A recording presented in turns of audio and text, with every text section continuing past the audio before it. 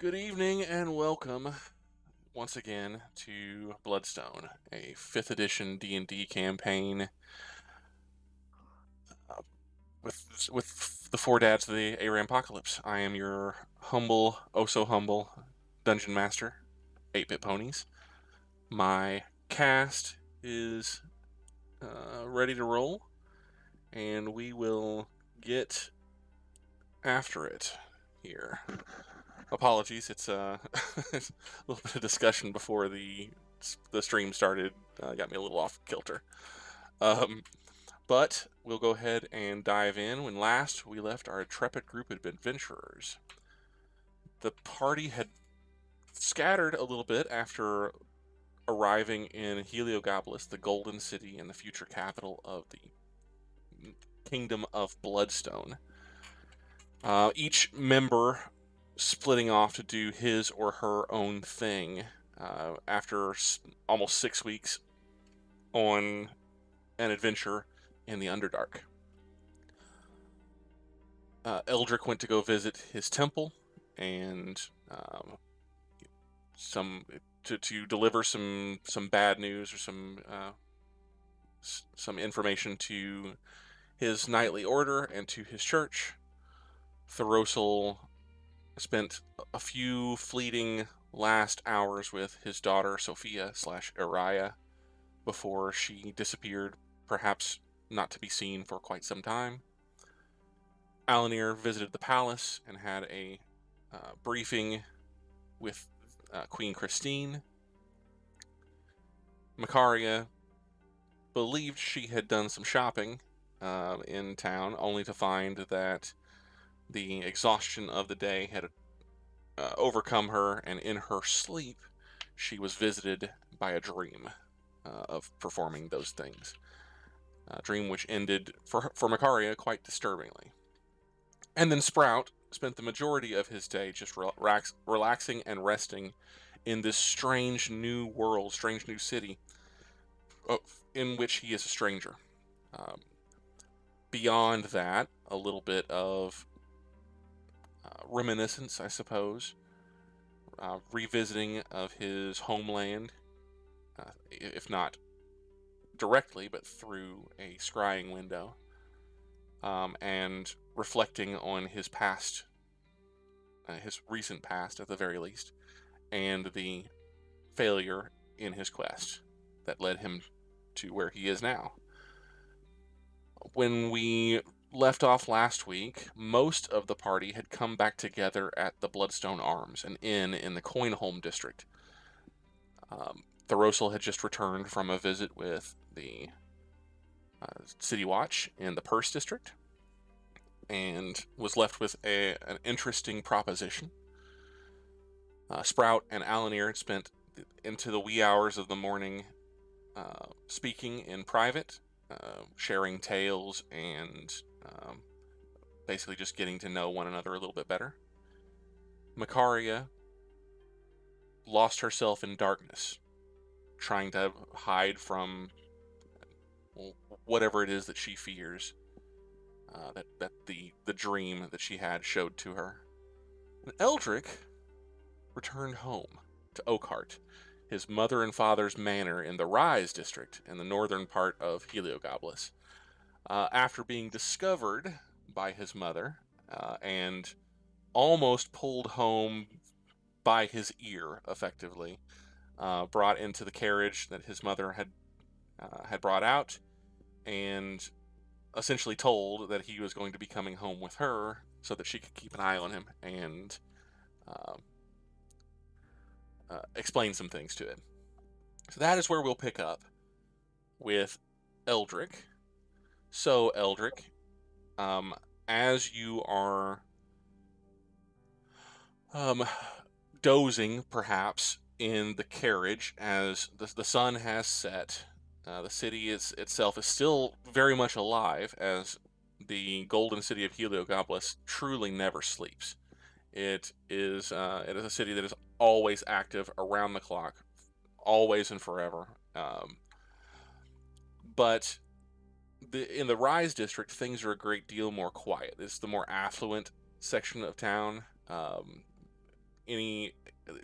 most of the folk here that make their homes in this district are on the more well-to-do side.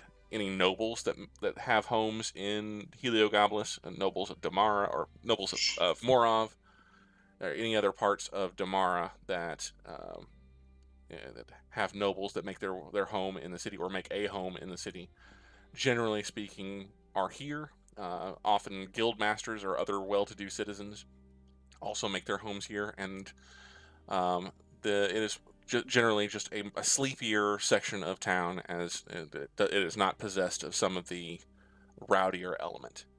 As you kind of pull into the manor grounds, Oakhart itself is one of the larger manorial segments of the rise. The manor home is kind of built into the side of the hill that gives the rise its name, and it has fairly extensive, a big backyard, we'll say, fairly extensive grounds that not all of the manorial complexes in Heliogabalus have. There's just not a whole lot of room in a city of more than 40,000 people. There's just not a lot of room for the sprawling expanses. Yet somehow Titus Oaks has eked himself out a good portion of the rise for Oakhart. The grounds themselves are more on the lower level, but still within the walls of the district itself. You kind of pull down the hill and into the kind of the carriage, through the gates of the manorial complex. Maybe, like I said before, maybe a little dozing as your mother has just been talking nonstop, telling you all about the gossip that she's been hearing throughout the city, or talking about all the different things that you're going to have to do now that you've returned, all your responsibilities, all of the people that you need to meet, all the people that you need to have relationships with, all these different things. Essentially talking about your baronial duties as she sees them, as you, at least in her mind, you have now returned and can get about doing the business of, number one, ruling the barony of Morov. Number two, providing for her that elusive, she hints at you providing her that elusive wish that you have yet to give to her. That would be grandbabies. That would be grandbabies. Now that you have a legacy to uphold, you need children to hold that legacy, to inherit that legacy. And she's subtle about as subtle as she ever is, which is about as subtle as a baseball bat to the back of the head. But you've heard it all before, so you can be forgiven a little bit for maybe dozing after at the end of a very, very long day. But something It's been a little bit of a day.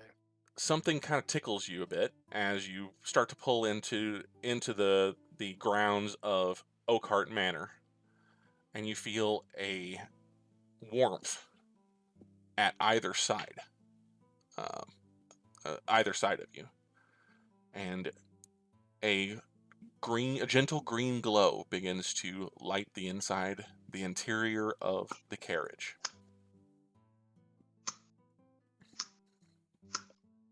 Okay. We'll stop right there. No, I'm kidding.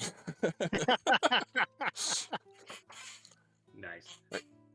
Your mother doesn't seem to have noticed yet. She's kind of gazing out over the window of the carriage, and is still expounding on the virtues of choosing a good match, a good political match, but also someone that you can see to starting a family with.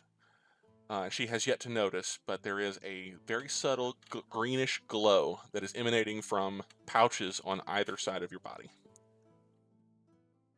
Well, I'm gonna touch one of the stones and see if I get any information from it. Like, is it just warm, or does it immediately start taunting me? Oh, you've brought me just where I want to be, or something like that. Which of the stones do you go to? You said they're both glowing? You see a greenish glow, an intensifying greenish glow coming from both of the pouches that you store these in. I would go to the Divine Quintessence because know that one better. Okay. We've spoken, so to speak. You reach down for Divine Quintessence, and as you kind of open up the pouch that it's in to slip your hand into it, you can see that it is ablaze. And you reach down, and it doesn't feel any different than it has before, but it does fairly hum with power, and it is Hmm. the flame is quickly intensifying. This is not the first time I've brought one of these stones here, is it? That is correct. This is not the first time you had one in your possession. The last time you were here, about 6 weeks ago. Specifically the one that I'm looking at right now. Hmm. And it did not do this. Okay, That is that's correct. fun. All right, well, I'm gonna close the pouch back up. So by tightening up the pouches and kind of putting something over them to kind of block the glow, go ahead and make me, I don't know, deception check. We'll see, or a stealth. Deception or stealth. Well, I'm pretty sure I got a -20 on both of those. Nope, never mind. I got a good deception score because I It's have charisma. a high charisma. I'm good at being a sack of shit. Part of being a paladin. That would be a 14. You don't think that your mother noticed, as you recognized that whatever is happening was happening, and you quickly, you know, observed what you did and then covered it up so that the the light is no longer present in the carriage. The carriage comes to a stop, and your mother still happily chirping away. Oh, at long last. Doesn't it feel good to be home, my son? She'll notice Eldrick kind of looking off towards the house, like looking to see if he can see anything that would be triggering this sort of event. And as a reminder for everybody else, Eldrick has told his mom a lot about his adventures, but not about the stones. Just that he carries something that she should never touch, but not what it is or what it does. So he's looking at the house to see if he sees, like, you know, Nellick sitting on top going "Rah, ha, ha," or Papa Oaks like wistfully looking out a window with a cognac glass or something. You see the familiar sights of home, lights in the windows beyond, the familiar sight of the manor itself, the large oak tree that rises up above the home in the central courtyard, and you're not within the actual home itself. You're still outside a bit, but Hmm. nothing out of place. At least not that you immediately notice. Hmm. All right. I, your mother cuts in. I know you have so many things that you want to talk about. I would love to hear about your travels and all the things that you encountered as you were away.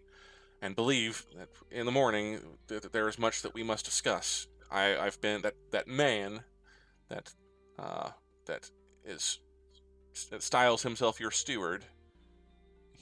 He has been sending weekly correspondence since you left. That would be Nap, Correct. Yeah, Jay's Nap. correct. And All right. uh, there's very a large list of things that he is going to be asking your attention on very very soon. Um, Sure. but for tonight, I know that you've had a difficult journey. I know that it's been very difficult for you. It's been very tiring for you. I can see that you're almost asleep on your feet. Perhaps tonight, let's just get some rest and we can tackle all of these important matters tomorrow. Yes? Um. Yeah. I have quite the, and he kind of perks up a little bit, kind of remembering himself, and turns to her. I have quite the tale to tell you about the Underdark. It is a strange and mysterious place, quite unlike where we live. She smiles very widely, and you see just this proud mother energy kind of boiling forth from her, and you can see that she's very excited to hear the tale. But there's also some weariness that you don't recall having seen in your mother before. A little bit of maybe a little bit of wear. Yeah, and I just saw her like what 2 months ago, a month ago, About 6 weeks ago, yeah. about 6 weeks. Yeah. Yeah. But Are you doing all right? He'll oh, ask. she kind of seems taken aback by that. Oh, me? No, I'm fine. Just there's a lot going on in the city. And your father, he's been away so long, and just there's just so much to do, so many things to take care of here, and The house gets lonely. not anymore. You're home, and well, This is true. you were just what is needed around here to add a little bit of light in this place, and warmth, comfort, all of which you should take full advantage of.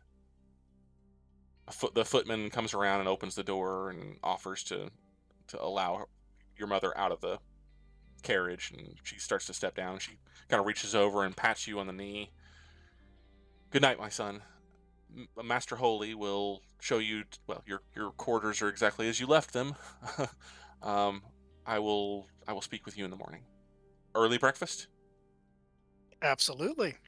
Oh, there was one thing.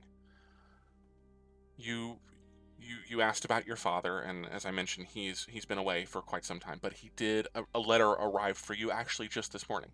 If you would like to have it tonight, I can have it sent to you.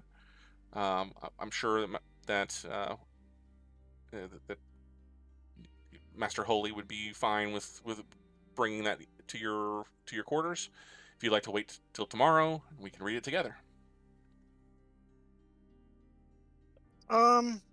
I think you should send it to my room. Sending it to your room.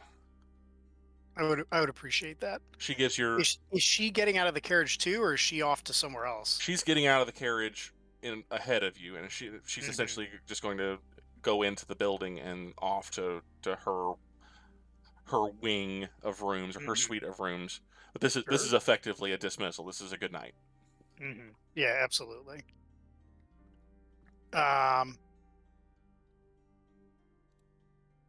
As she turns away, and I'm in range of, I assume, her and Master Holy or whoever's at the carriage, I'm going to. Eldrick's eyes will flash as he uses divine sense to detect any good or evil beings of various types within 60 feet of him.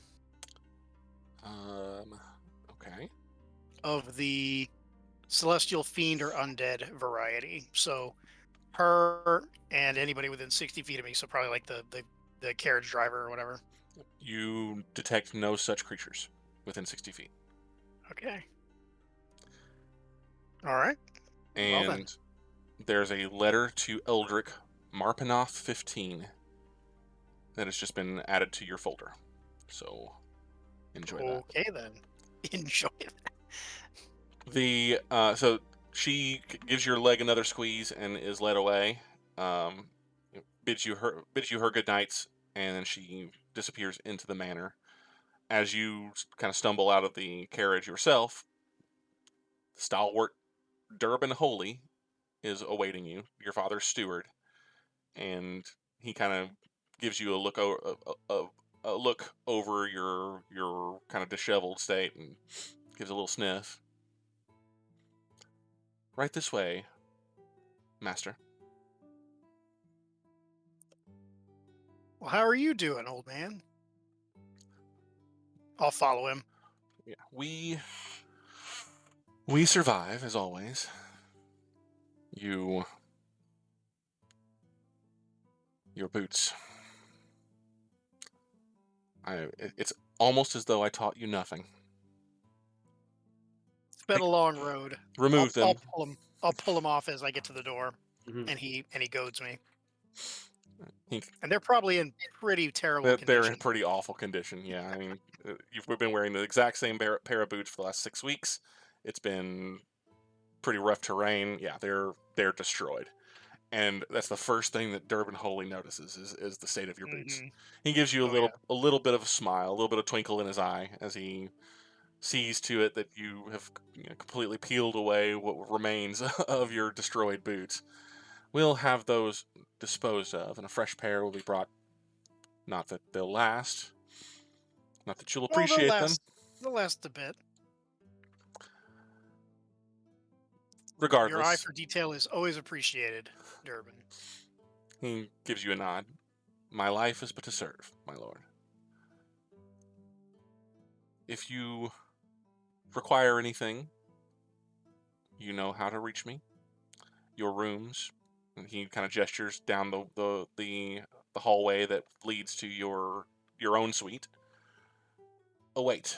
If there's anything that you require, I'm sure you can find your way around. Yes, Absolutely. it hasn't But been that before, long. no, it hasn't. Only a bit. You require something, my lord?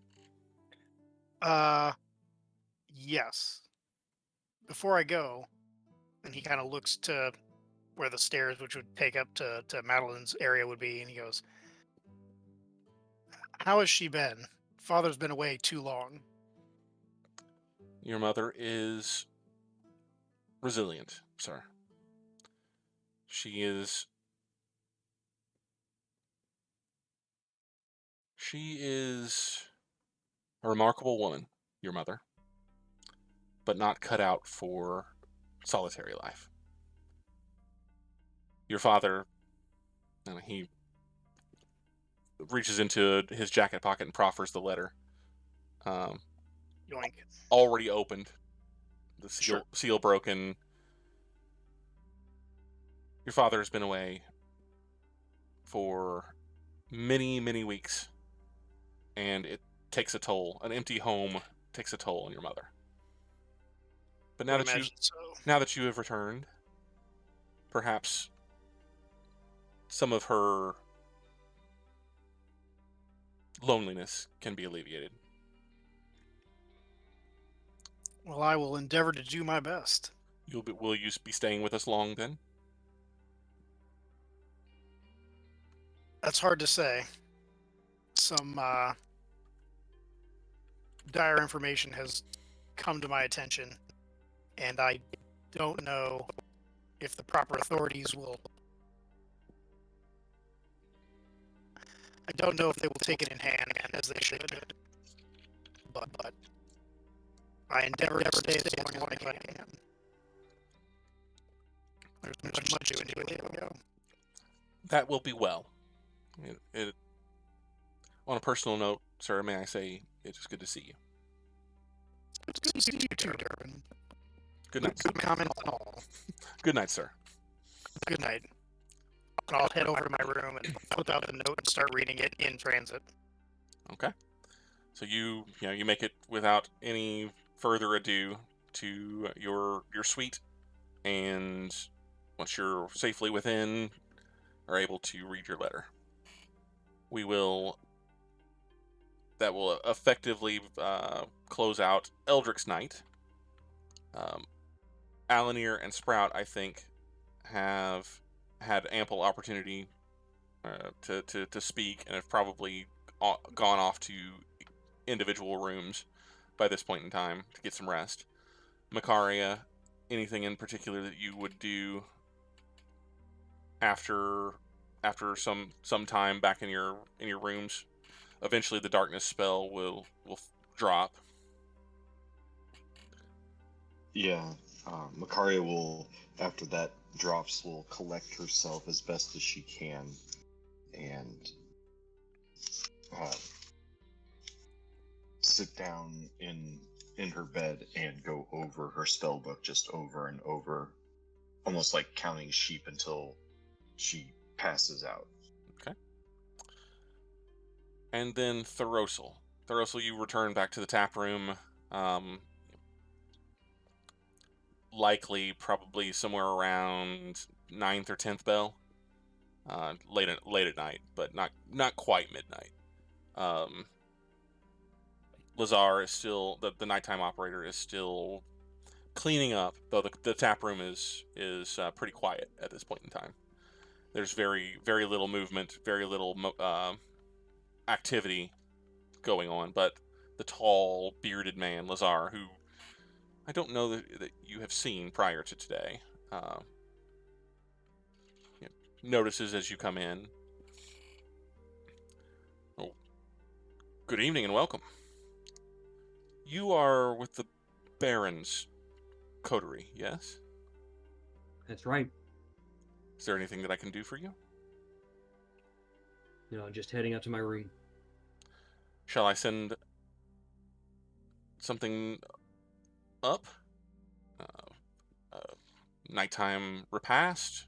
A drink? No. I'm good. Very well. Have a great night, sir. No. Keep walking. I'm gonna go to Makaria's room, but I'm not gonna knock. I'll instead go to where I'm staying and go to bed. Okay. Thoros'l goes and pauses outside Makaria's door for a few heartbeats, thinks better of it, and goes to bed. It's been like what, 48, almost 40, about 40 hours. I've been up. Yeah. It's been rough. Okay. Eldrick. After some time, after you've read your letter and digested its contents, eventually drifted off to sleep.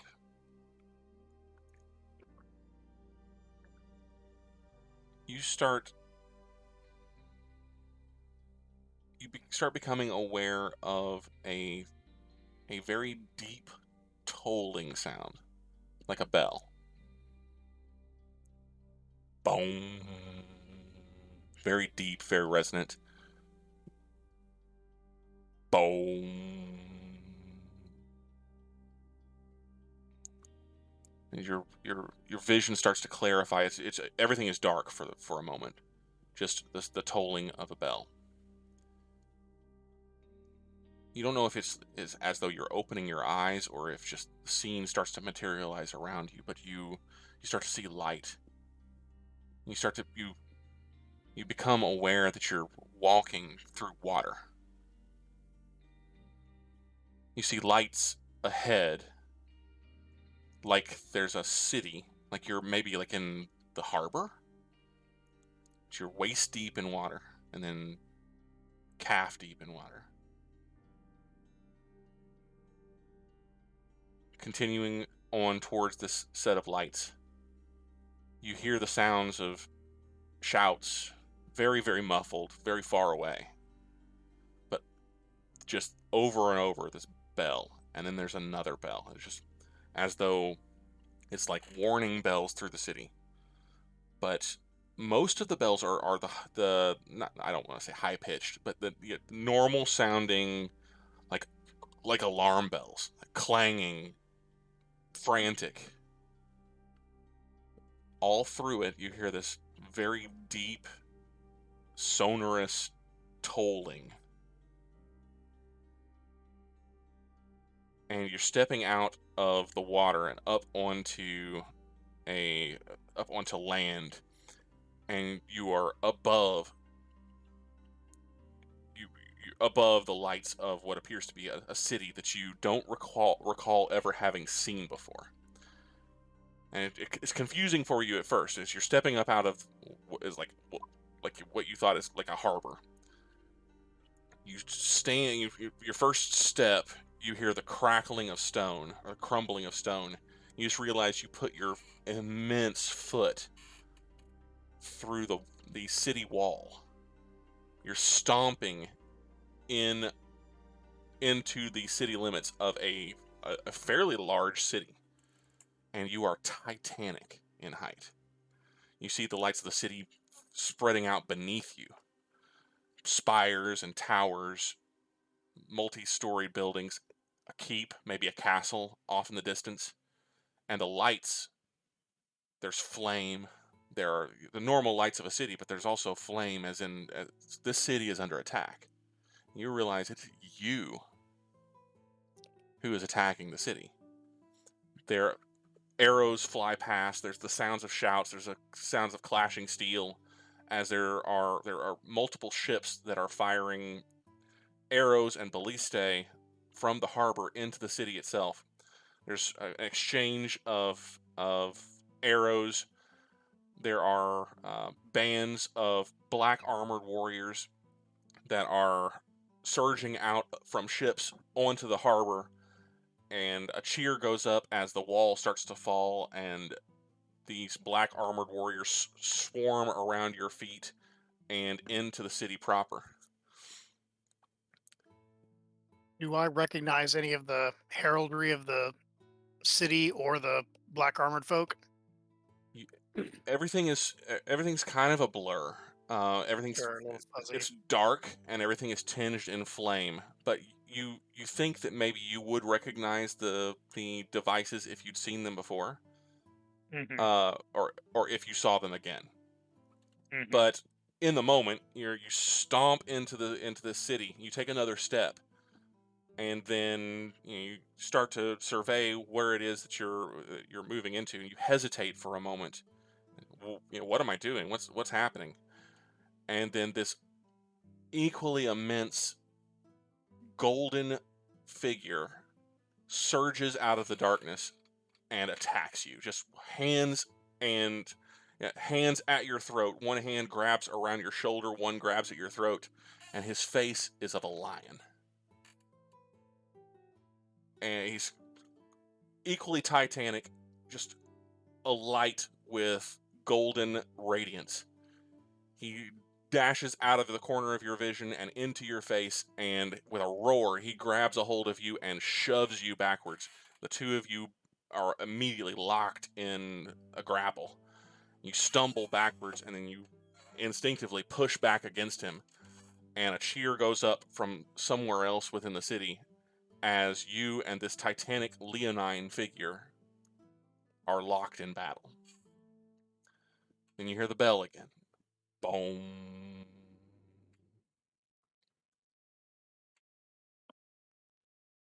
And then you awaken. It's morning. Morning of the 16th of Marpanoth. You awaken in your bed in Oakhart Manor. What do you do? Well, first Eldrick's going to check to see that the stones are where they're supposed to be, which is right at his side. They are there. Then I'm actually going to finish reading this letter. Oh, okay. Because I got little kids screaming at me that kind of derailed me. And then Eldrick's game plan is to he'll keep the stones on him, but he's not going to necessarily take all the rest of his stuff, and he's going to head down to see his mother. Are there fresh boots at my door? There are. Actually, there's an entire set of fresh clothing folded up on your bedside table, as though Master Holy or one of the servants let themselves in and delivered these for you. Gotcha. Well, I'll change into that. I'll keep my holy symbol, the two hands tied on me, but I'll leave my big old white tabard here and the rest of my clothes, obviously, and then head on downstairs for breakfast. An image is kind of emblazoned on your mind since you asked about the heraldry. You recall in that last, as you're fending off this lion man, trying to avoid his teeth, and you kind of glance to the side and you see on fire nearby is a flag that was on the wall of the city that you're crashing through.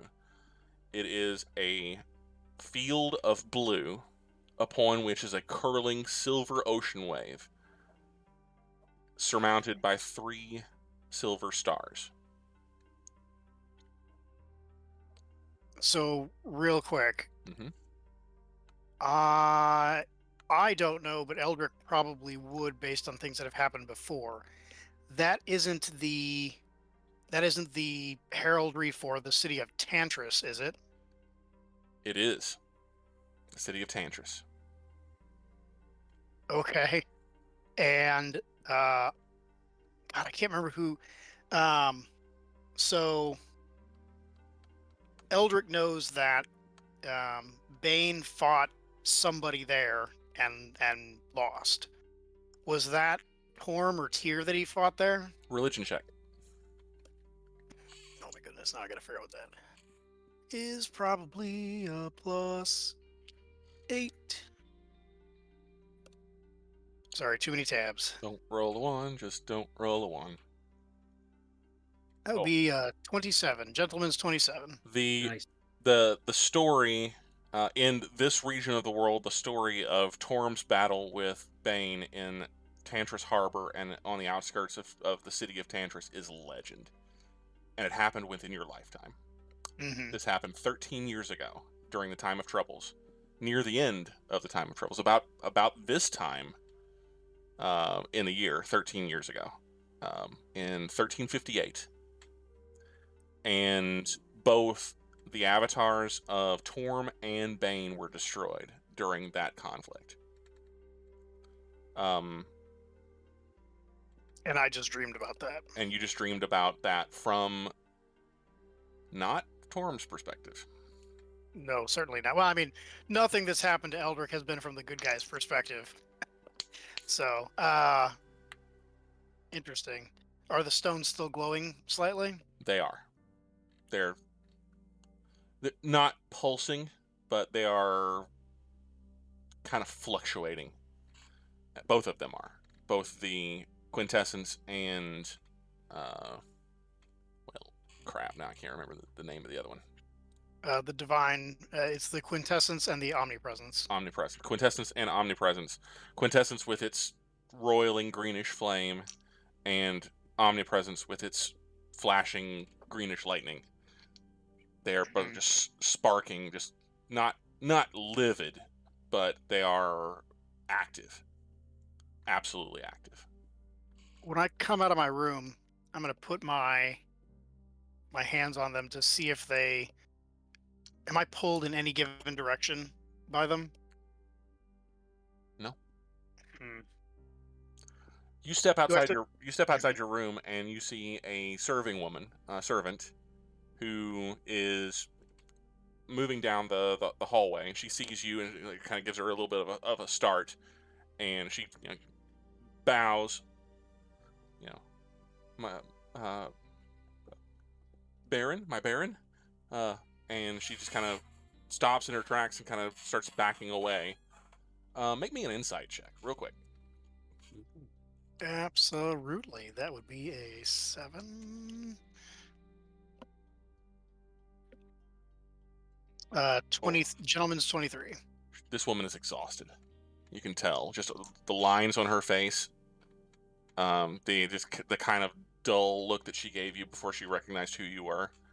And the brief span of time, however brief it was, the span of time that it took for her to actually recognize you as she was looking at you, and she's just kind of staring at you, kind of bleary-eyed. And she is exhausted. Absolutely bone-tired. Well, Eldrick will remove his hands from the pouches, cinch them, and then walk over and she's long gone. She's already gone. She Okay. bails the moment that she sees you. You reach down and start cinching up your pouches, and she's turned and has made tracks the other direction. Do I know her name? You might, yes. Her name is Shil. Shil. She's been with your family for some time.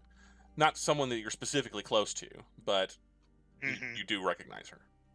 She's an old. She's probably mid-40s. She's been working for your parents for quite a while, but not like your entire life. It's not like a Mrs. Potts situation. She's not old enough to have been exhausted already by the morning, eh? No. Likely she was up all night didn't get any sleep. She likely didn't get much sleep. Yeah. Interesting. Is my father's office anywhere in the direction with which I have to go to get to breakfast? It depends on which the route that you take through the home. I mean, this is your home. Sounds like I'm taking the long way. Sounds like you're taking the long way. Okay, so you Yep. swing by your father's office. Yeah, and on the way, I'm gonna just kind of pay attention to the. I mean, I grew up kind of here a bit, so I'm gonna pay attention to. Are there a lot of changes in the house from the last time I was here, or is there, are there just does there happen to be pictures of Baneites all over the walls now or something? No, nothing like that. Everything appears to be exactly as you remember it. Maybe a few different art pieces. But that's nothing new with your mother. She cycles through things as they go in and out of favor or vogue with the tradition, or not the traditions, but the flavors of the week. Mm-hmm. Gotcha. Well then, yeah, I'm gonna swing by my dad's office to see if the stones glow any brighter. If it's not locked, I'm gonna go in. You reach the office, and the door is in fact locked. All right. Well, then I'll head down to breakfast. All right. So we'll leave you there for just a moment. Yeah, because I gotta mow through this letter real quick. Yeah, and we'll go back to. Oh, you guys tell me who's up earliest in the morning. Not Thoros'l. He's sleeping in a bit. Who can't sleep? Alanere is always up at dawn from his prayers, anyways. Well, there you go, Alanere. What does the morning look like for you? Well, I mean,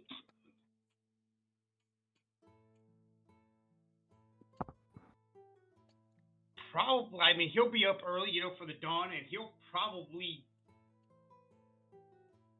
actually head out of the inn and maybe try and find. Yeah, I doubt there's any there's probably trees here and there. I don't think there's probably any place that I would consider a grove, but I would probably go maybe find a tree or like some part of the city that may have some flowers or some foliage, Sure. And kind of do my morning devotions there. There are parks throughout the city, small parks. There's not a whole lot of space for greenery, except in the Dawngate section of the city. The Dawngate district has specifically closer to the Baron's Gate, which is the northern gate. It has a segment called the Northern Green, which is kind of the first thing that you see whenever you come into the city of Heliogabalus from the Baron's Gate. It's just a kind of a wide open space that has just been left, for the most part. It's tended, but it's been left as kind of a more natural area. There's a few trees here and there. Most of it is just kind of natural greenery. Not a lot of it, but just inside the gate, before you start to get into the actual bustle of the city and the inns and the things like that cater to those types of travelers that are coming in through that gate. You do have a section that's kind of left that is still a little bit on the natural side. It's a little bit larger than a park, but it's left to just kind of grow. Yeah, I will probably go there to do my morning prayers. Okay. As Alanere is leaving his room, is there anybody that is also up that would be there to meet him? Probably not meet him, but would be up enough to, if he wasn't being quiet, hear someone leaving. Okay. And cautiously, just poke a head out and then probably close back in just to see what's going on. What about Sprout? What's Sprout doing this morning? Sprout wants to try and find some place that he can learn more about this world. So I was going to ask if there was some type of a resource library-esque type place, a place where I can try and figure out where I'm at and what's going on and what's been on in history. Okay. Well, that's something you could certainly go out and start asking about. Yep. Okay, sure. After I sleep in. Oh, but you are going to sleep in. Okay. So, Alanere disembarks from the arms and heads for the Dawngate district to get some some time alone in what suffices as nature within the city walls. What about Makaria? After Alanere's good and gone, what's your plan? After Alanere is good and gone, my plan is first to cast a very simple spell upon myself called non-detection. Okay.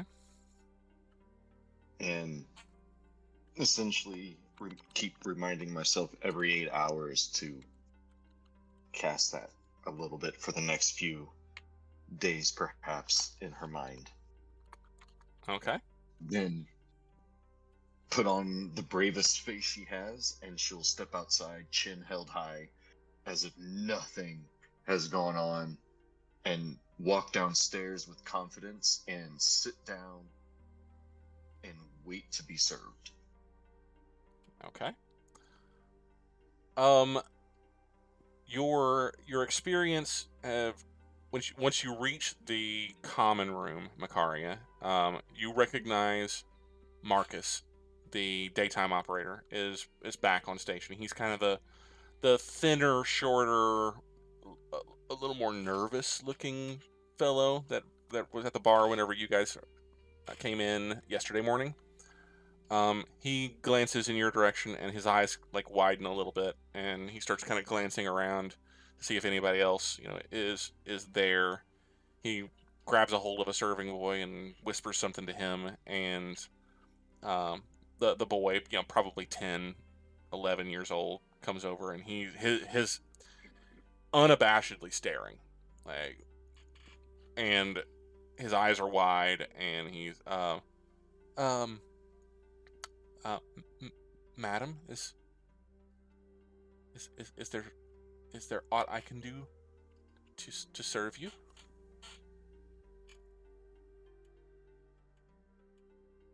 Makaria will nod just casually.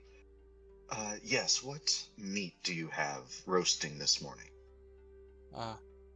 He jumps whenever your mouth opens the first time and you speak to him. He kind of starts a little bit, but you can see he's a little embarrassed by it. He's kind of chiding himself internally for it. It takes him a minute. He just kind of stares, and he realizes that you asked him a question. We have bacon. Is that okay? Or if you want something else, we can get it. No, bacon will be fine. And perhaps I would also like, if you have some eggs to add with it, some of your bread and some honey, please, as well. I think I'm just going to sit down here for a while and enjoy this lovely establishment. And she's going to smile, and as she says establishment, there's just going to be a little hint of magic, and her eyes will turn green like they did with Eldrick in the Underdark, and just start kind of flaring up again, and she just smiles. Until your eyes flare green, he's staring at your horns. And he doesn't. It's as if he didn't hear a word you said. He's just staring, mouth wide open, and then your eyes flare, and he starts again, jumps almost a full step back. Right. Bacon, eggs. Okay. And he kind of bows. I'll have it brought to you right away. He cannot be away from you soon enough. He even as he's very swiftly, not running, but very swiftly walking back towards the kitchen area, he looks over his shoulder one more time, and he is. You made an impression. You definitely made an impression. I'm not even going to call a roll on that. That is a successful intimidation check. Whether you intended it or not, that is a successful intimidation check on a 10-year-old boy. You mean a win, is what you're saying. You may consider it that way. Yes. Go ahead and make me an insight check, or a perception check, whichever is better for you. Okay. So, it'll probably be perception for this one. Yep. So, that is a total of 15 there. As you are kind of watching the boy go away, there's nobody else in the tap room at the moment, just you, the boy, and Marcus. And you kind of, you're smiling to yourself a little bit maybe as you've did what you set out to do, and you catch Marcus's eye, and he's giving you a very dark look. And then as he notices that you are looking back at him, he quickly looks away at returns to whatever he was doing at the bar. But there is a very he's not red in the face, but there is a dark look in his eyes. He is not happy.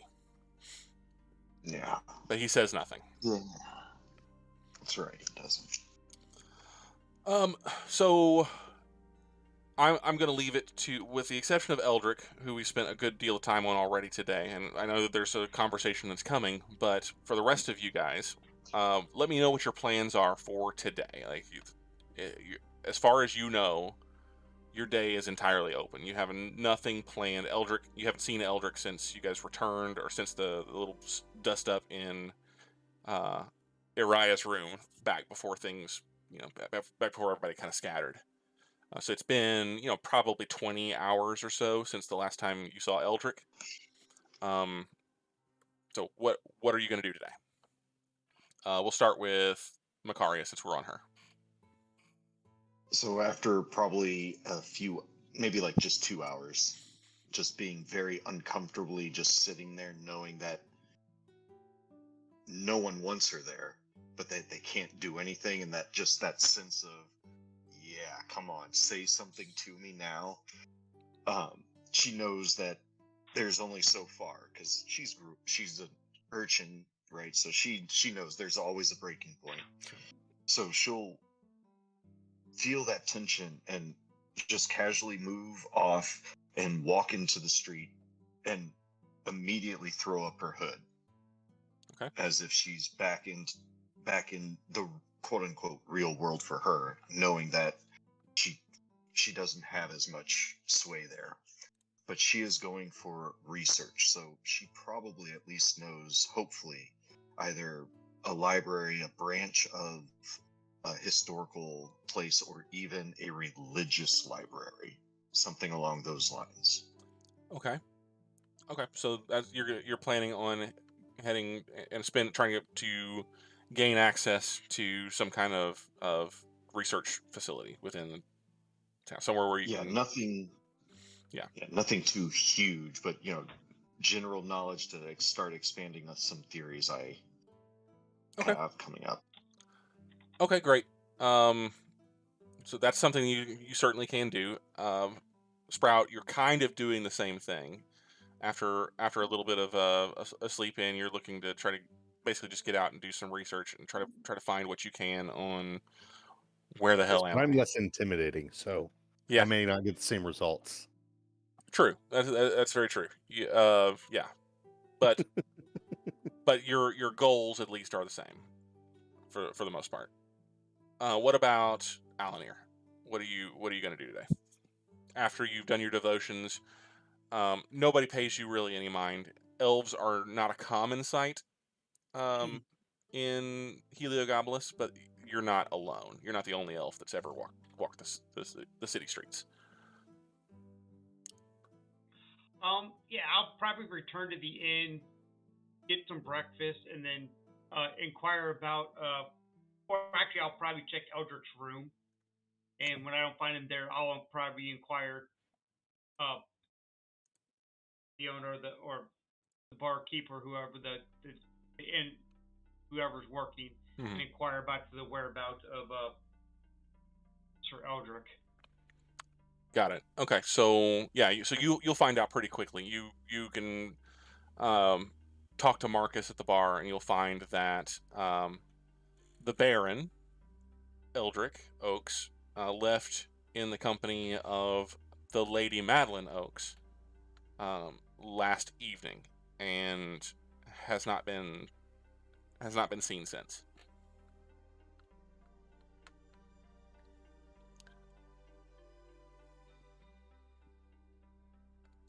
Let's see. I don't think, since I know where his residence is, I'll inquire. I'll be like, well, do you know where the Baron resides?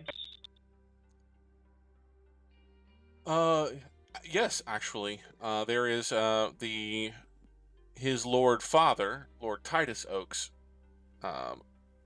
has a manor in the Rise district, and he can give you directions to that location. On the map, so if you guys are looking at Roll20, you are currently here at the Bloodstone Arms, which is just at the foot of the hill that, that kind of the hillier or the elevated area that gives to the Rise and then eventually rises up to Palace Hill. So you guys are here within the Coinholm district. Oakheart, which is the manorial complex, is here, just at the edge of the hill back and the lower areas, the flatter areas of the northeastern section or northwestern section of the Rise. So you can get directions to go there if that is your wish. Yes, I mean it will be, but before he heads out to the Oaks Manor, he is going to go find Thoros'l. Okay. Or at least go check Thoros'l's room to see if he's here. Does Thoros'l answer? Depends on the time of morning, I suppose.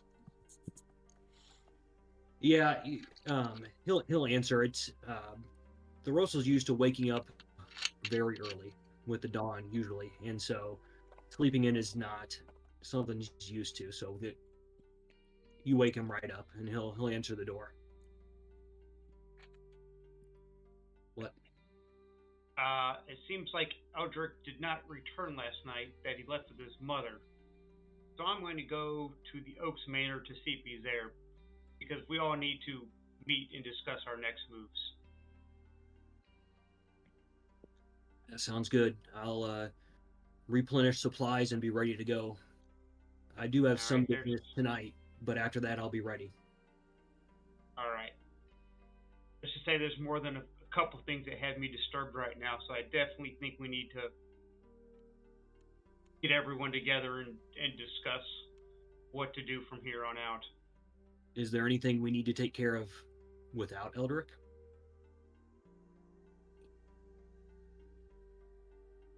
No.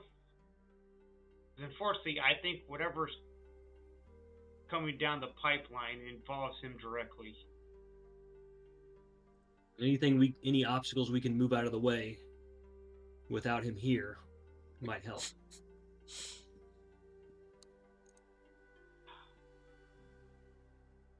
I don't really foresee any obstacles that we can move out of the way right now. One of my biggest concerns is I think we do need to try and keep Makaria safe. We need to keep her safe. Yes. What makes you say this? I was under the impression that we might need to deal with that as a problem, a possible obstacle. I'm not following you. Well, I'll give you a little bit of my mindset. But until very recent events, I assumed Makaria was the only one with the knowledge of this transference ritual. Clearly, so does your daughter. We don't know how many other people also might know it. And with the people going around and trying to collect these stones, it could be a potential threat. And while most people might see what Makaria did as taking advantage of the situation, it was really the best possible outcome for us. And I think we're probably going to need her and her transference ritual if we are going to stem what is ever coming our way. I don't have any problem with Makaria taking advantage of a situation. That's not my concern. My concern is her taking advantage of Eldrick. If she's out for those stones, the power within them, for herself, I don't know what her motives are. Do you? I don't. But do you know what the motives of the people who else are collecting the stones are? Because I don't trust them. In fact, I trust them a lot less. I'll deal with them as they come. Like we always have. We've been doing this for a long time. Yeah. If other people want to use the same ritual, they have to get the stones from Eldrick first. Makaria is often just an arm's length away from them. I don't know what this ritual involves, but at any moment she could take that power for herself, as far as I know. That's a danger to whatever Eldrick's mission is, or whatever we're going to do next. Well, I don't think there's a whole lot of, if the stones are any indication, I don't think there's a whole lot of people who are capable of wielding the power of those stones, ritual or otherwise.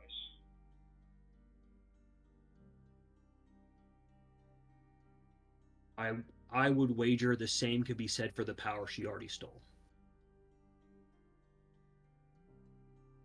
Fair point. Is there a limit? I don't know. And I don't think Makaria is going to be truthful about it. Yeah, but better the devil you know than the one you don't. Better to have none, if we're going to go that route. I mean, true, that would be better, but that's not feasible in our situation. I think it is. I think it is. I don't.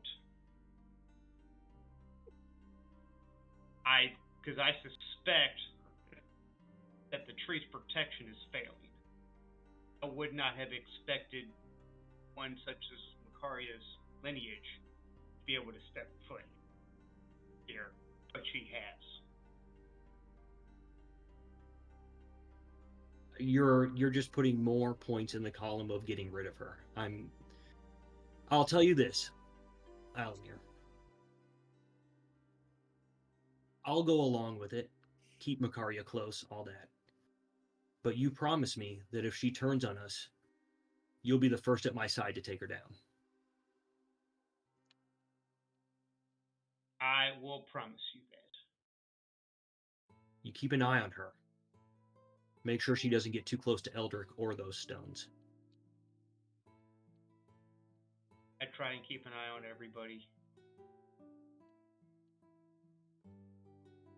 How's that going, by the way? Keeping an eye on us. Well, it seems there's fewer and fewer of us to keep an eye on these days.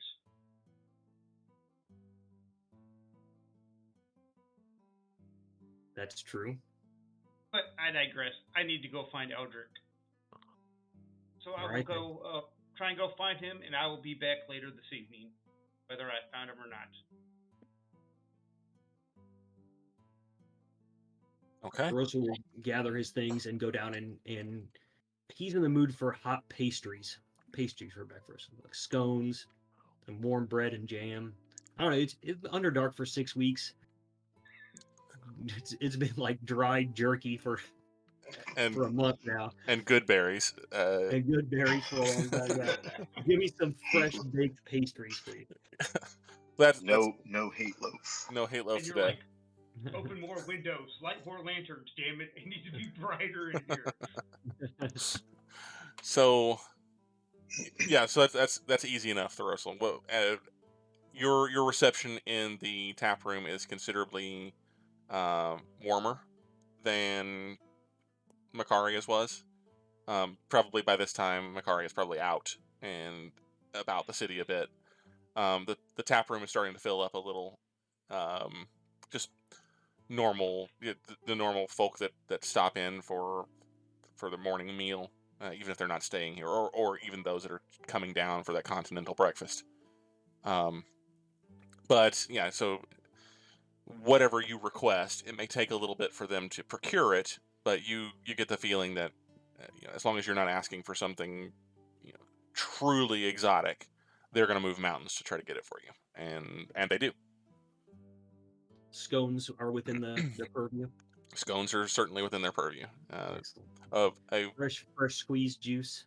the Marcus, the fellow that is running the tap room at the moment, mentions that that a friend of his or a companion of his has a bakery down the street. He'll send the boy to fetch whatever you desire, and they are the sweetest pastries that you will have ever tasted. It's fresh Sure. squeezed juice, also a possibility. That's something that they can probably manage in house. Whatever it is that you ask. Great. Afterward. Do you, oh, sorry. Sorry, no, go ahead, please. Do you also can you also send the boy on other errands if I have maybe an easy shopping list?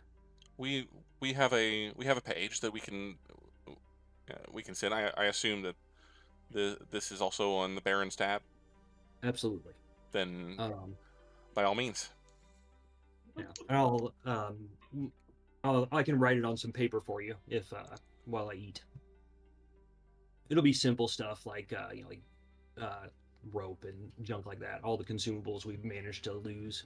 If you require a porter, then absolutely we don't keep a porter in house, but we can procure you the services of one, and whatever errands that you have about the city, whether you want to perform them yourself and have your goods managed for you, or if you would simply like for your effectively your personal shopper to go out and do your work for you, then we are happy to serve the companions, the entourage of our Lord Baron. We're just happy to see him safe, and Absolutely. and patronizing the Bloodstone Arms. Well, we wouldn't have it any other way. I'm sure the Baron would agree. As long as you can have these things up in my room by dusk.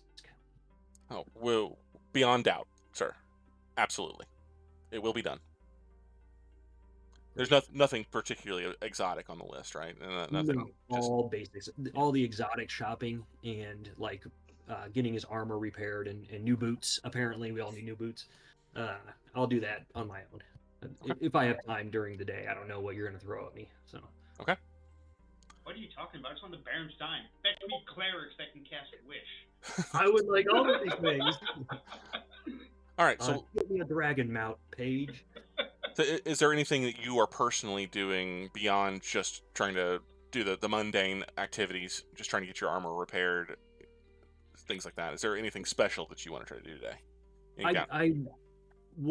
I would like to try to drop coin on I don't know, Helio's big, so I'm looking for potions or magical curiosities, Okay. Specialty shops that might have sprung up now that there's thousands of adventurers trolling through here. That is certainly a thing that you can try. Yeah, absolutely. Maybe someone who can grow new fingers. I think I'll keep those for a little bit. The stubs are a nice reminder. Maybe some wooden toggles instead. Thoros'l One Ear likes his scars. This is true. He does.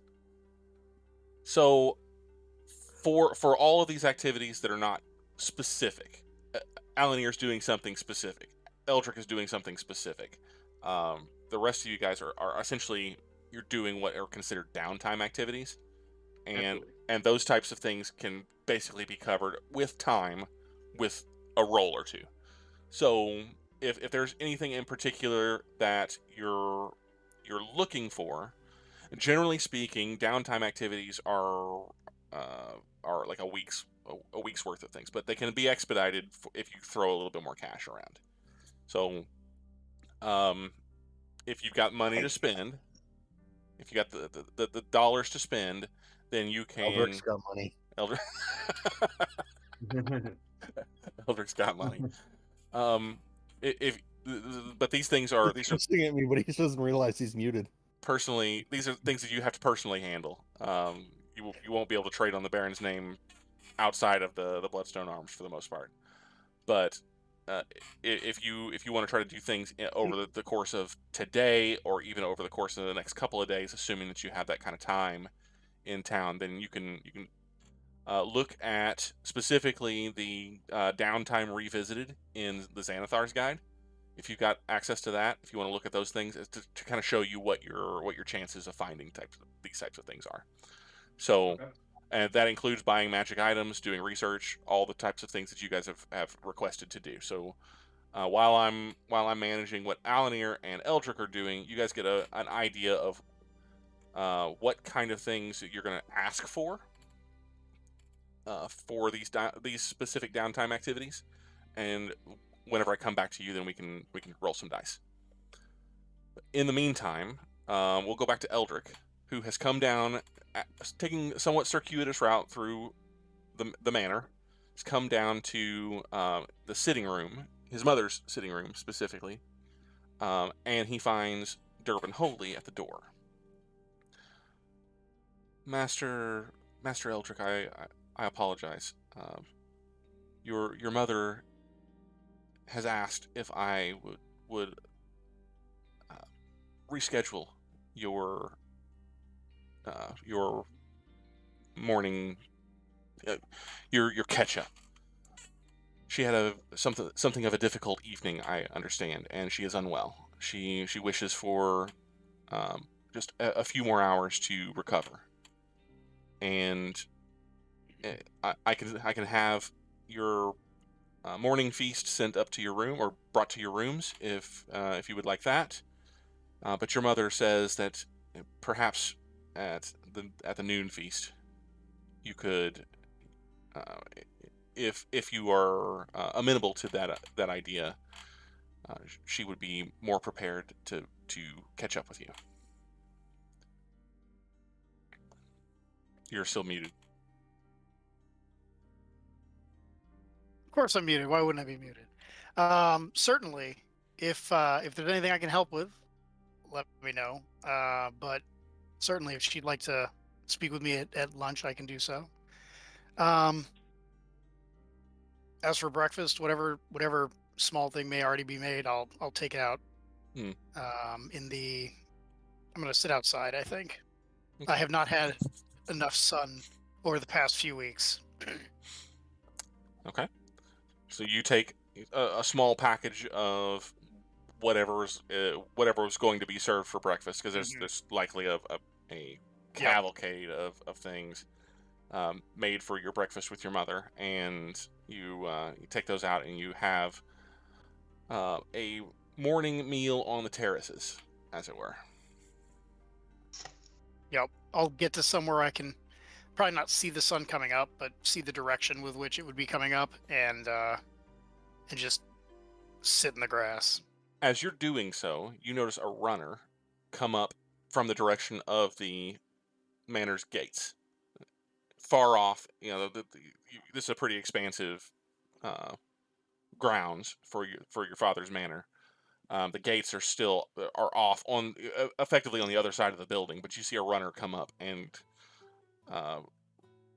run up to the house and go inside, and then after no more than just a heartbeat or two, turns around and starts hitching up the carriage, and a couple of footmen come out. Whoever is in charge of managing your mother and father's carriages, they very, very quickly hitch up a single horse and take off toward the gate in the carriage. Is there anybody in the carriage? Just the footman? Just the footman and the driver riding outside. Huh. They just quickly take off. They don't look like frantic, but they definitely do look hurried. Interesting. Well, I guess they're off to do something. If Madeline's not in the carriage, I'm not going to worry too much about it. Okay. I'm certainly going to think about it to ask Durbin about it later, but I'm enjoying my sun and my grass and my food. Well, no more than maybe 5 minutes later, the carriage comes back. Not quite as hurried, but comes back up to the manor, and you see a solitary figure being led out of the carriage. She is a woman in probably her mid-50s or early 60s, dressed in very plain gray robes and a red skull cap. You recognize this as the everyday attire of a priest of Ilmater. Well, that is interesting. So I'm going to get up and head over that way. I suspect I'm far enough away that they'll probably be in the house before I get there. Actually, as you get up and you start kind of arranging things to take your kind of bundle with you, Mhm. the woman is getting out of the carriage. She turns and she sees you, or she at least turns in your direction, and she appears to see you. And she says something that you can't quite hear to the footman that is trying to usher her inside. He kind of stops, and she like extricates herself from him and starts walking in your direction. Oh, well, then I'll walk over there and meet her. Um, Good morning, ma'am. You What brings you? as you get Mhm. closer, you recognize this woman. Okay. This is High Pain Bearer Lana Beeling, the High Priestess of Ilmater in Heliogabalus. Her name's what? La- Alana? Lana, Lana, Beeling.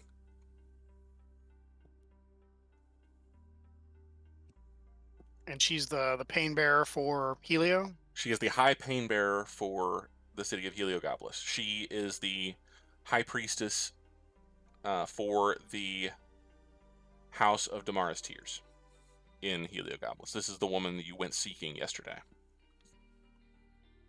Gotcha. As you draw near, she kind of stops and gives a very low bow. My Lord Baron. High pain bearer?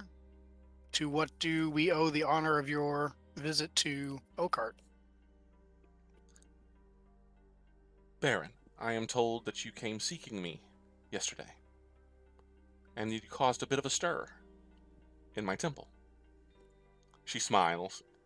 Hers is a face that is built for smiling. She has laugh lines. She's not ancient by any means, but she has a plethora of wrinkles, very kind of tightly bound, graying, almost whitened hair, smiling eyes, a very kind of slight figure that still kind of has an air of I don't know, not power is not the right word, but she has a presence about her, despite her small stature and her somewhat elder appearance, and her generally simple kind of garb. It is unmistakable who this woman is. Just looking at her, you can tell this is someone who is important. This is someone who is is somebody for sure. So she's got that you don't sass grandma vibe. She's very much badass grandma, but not like in a rough and tough and tumble way. But Mhm. yeah, this is a grandma that you don't mess with. I gotcha. Certainly I was looking to meet with you. I didn't expect to get a home visit though. I I am honored. Oh, the honor is all mine, Baron. It has been some time since I have had the pleasure of your company, Eldrick. You don't come to temple very often anymore. I'm not in Helio often anymore. Uh, will you join me in the house? I think here would suffice. Need a bit of sun on the extremities. If you don't mind, perhaps I see you were relaxing there on the terrace. Would you humor an old lady and escort me? Absolutely, ma'am. I just spent the last 6 weeks in the Underdark, so the sun will not hurt my feelings either. He'll hold out an arm to escort her. She allows you to take her arm, and she moves slow, but it appears to be intentional rather than an infirmity. It's though she is a very patient woman, and wherever she's going will still be there when she arrives. Arrives exactly when she means to. She's not a wizard. I like it. Well, But I love a cleric, not very distinguishable in this world. I suppose that's true. Well, pull out a seat for her and take a sit. I chanced to catch a glimpse of you yesterday when you visited. I apologize that I was not able to speak with you then, as you understand the business of the faith is never ending, and well, there are others who needed more direct attention. Absolutely. You see the state of things in the city. I assume the temple is reflective of that. There are People seemed very afraid. There is an undercurrent of fear in the city, yes, but people are also in pain.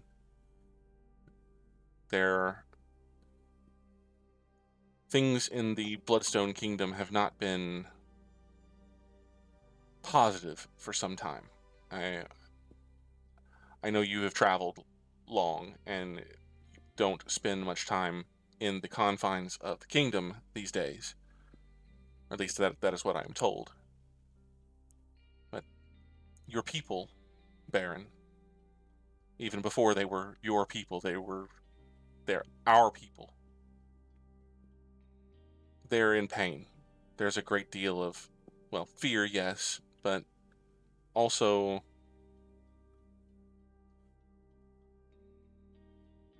I believe that our easy days for Damara and for Vasa may be behind us for some time. There's much unrest, much uncertainty.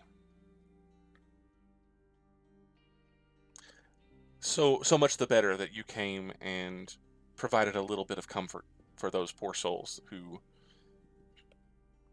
seek shelter in my temple. For that, it is you who honors me. And she gives you another bow. Well, I was a servant of Ilmater, and still am, long before I was a baron. It was my pleasure. But what is it that troubles the people? Many things. The unseasonable cold, the effect that has had on the planting season, rumors traveling throughout the country as a whole, or the kingdom as a whole, of unrest. Until only very recently, there were rumors that the new Baron of Morov had gone missing. She looks at, kind of gives you a little bit of side eye. My trip was perhaps a little longer than expected. There was a Draugg goddess that needed scolding. She kind of tilts her head, not quite understanding, but not but respectful enough to not challenge that in any way. What is it that you need, Eldrick? When I saw you, you seemed very lost and afraid yourself. I would never interrupt a man in prayer, but you looked as though you were greatly disturbed by something. Tell me, what can we do for you? He'll kind of look off in the distance a little bit. I came seeking two things. One, to inform the faith that there appears to be a cult, a demon worshipping cult in the country. I'm told underneath where I believe to be Bloodstone Village. I figured that was knowledge that I should not keep to myself. And second, I came seeking others' wisdom of the faith. On more than one occasion, but not frequently, I have had visions that I believe to be from Ilmater. And I have taken on a task that I believe to be in his service.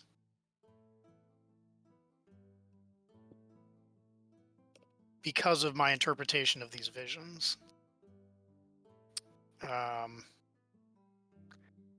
But as I go through this task, more and more I am questioning if I'm misreading his will, or if his designs are not what I think them to be. Not to say that I think that our Lord is being malicious, certainly not, but his is a longer view, I think, than mine. And so what might be the ends that he needs might not be the ends that I would anticipate. There's a phrase that is used sometimes.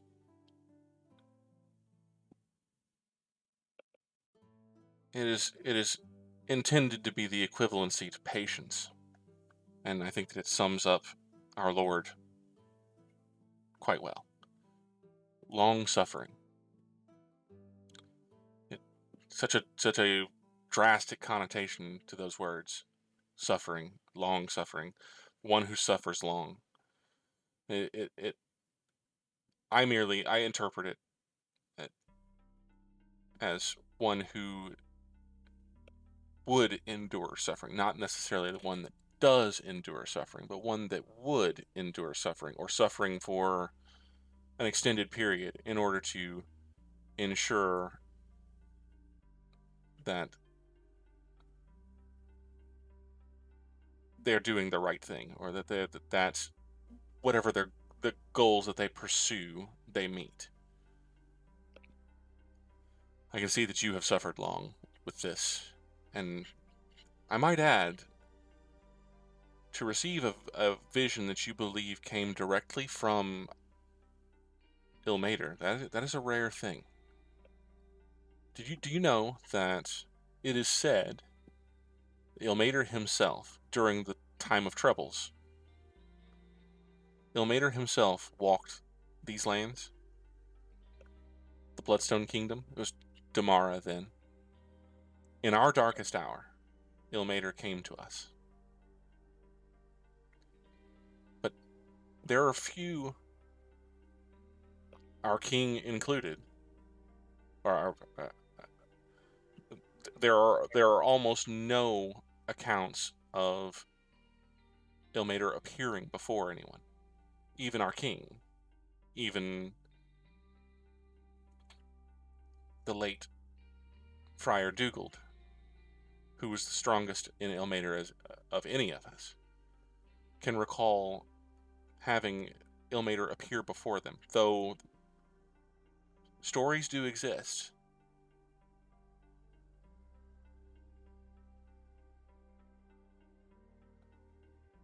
Why do you think that is?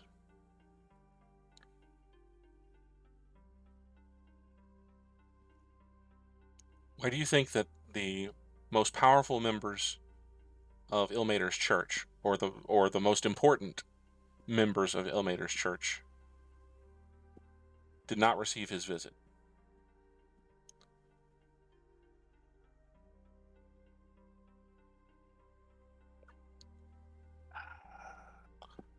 Would you like to? I would suspect that he did not feel they needed it. I would suspect that they were not the ones that he felt needed their pain bared for them. I would agree.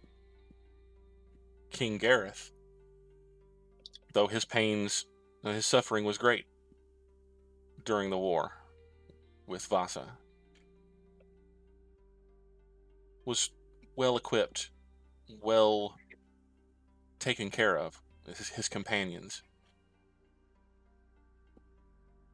didn't need the direct intervention of our Lord. I like to think Ilmater was walking amongst those, the lowest of us, those who truly needed him. Getting to know, perhaps, the soul of our nation, of our kingdom, through our lowliest, through those who suffered most in those times. If he has appeared to you, or if he has sent you visions, it's because he believes that you require his guidance, that your suffering stands to be so great that his direct intervention is required. She kind of looks sad. And for that, I have little guidance for you. Sadly. I only hope that you take his example.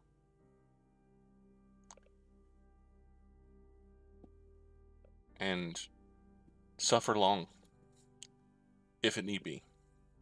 Be patient. Things are not always as they appear. But things are often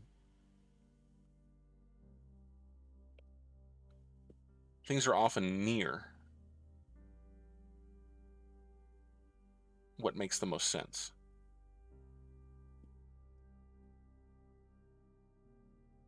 But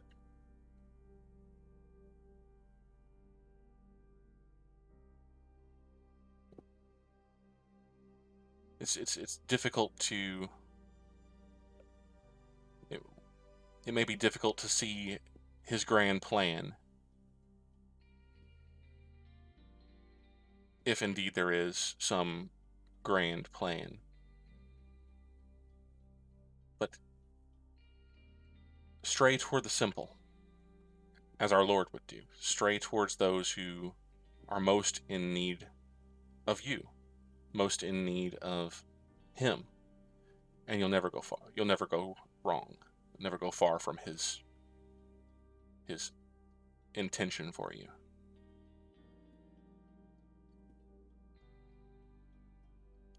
That may not involve scolding goddesses, always. But the work that you will do is important. Just as important, if not more so.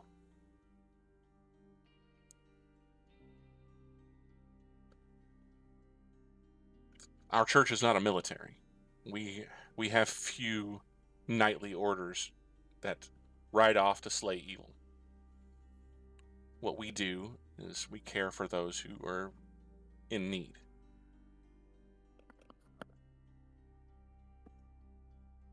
I hope that gives you some comfort. I don't know that I answered your question, but I believe that you're doing what is intended of you, even if that intention is not truly known or fully known.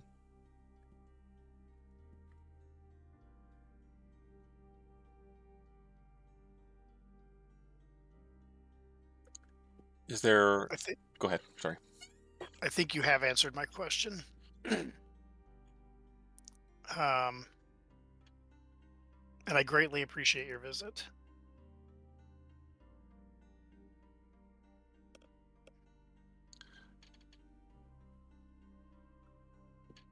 Sometimes even the greatest of us require a bit of intervention as well.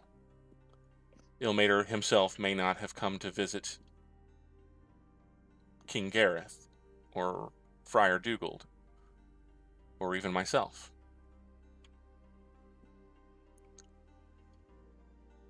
But that does not mean that he left those alone.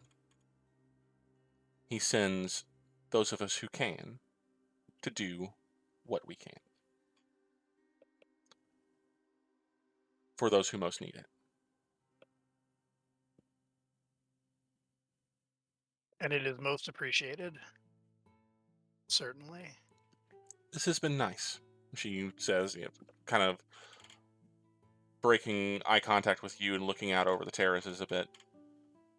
I should get out from the temple more. Thank you for this. Sometimes it's nice to take a break. While we suffer in the name of our Lord, we work to ease suffering in the name of our Lord. Sometimes you just need to sit in the sun and remind yourself of what it is that is good in our kingdom and in our world, and what we should urge others to see. And perhaps that in and of itself is a gift from Ilmater. She kind of pats you on the leg as she starts to stand. I'll stand up real quick and help her to her feet. He kind of accepts leaning on you as she stands, but she doesn't appear to really need it. And then she just kind of pats you back down. No, for you, I believe Ilmater is telling me, and she kind of makes a big show of putting her hands to her head. Ilmater tells me that you need to finish your breakfast and let an old lady take a bit of a jaunt on her own and enjoy that which Ilmater has granted us. She gives you a little bit of a smile, a little bit of a wink. Grin back at her. And she, Much appreciated.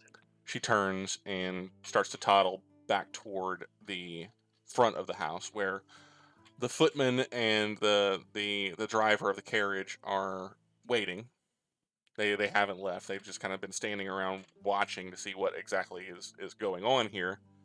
Mm-hmm. And you can see as she nears the carriage, they start to hop to and get toward, moving toward her, and she just kind of waves them off.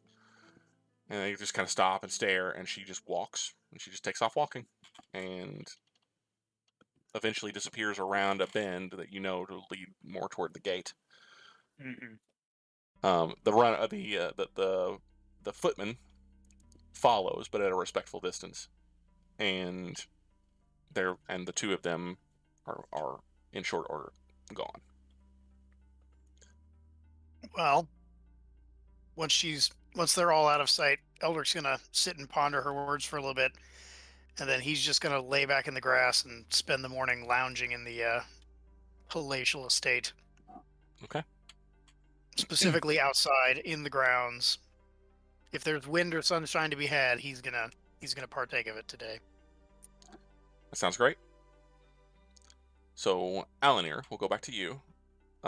As you're leaving the inn and starting to head toward the Rise district, streets kind of wend their way up the higher ground, the slightly more elevated area in Coinholm, up toward Palace Hill, and you get up to kind of not specifically a crossroads, but kind of a confluence of the avenues that open up into a gateway area, a gateway into the Palace Hill district.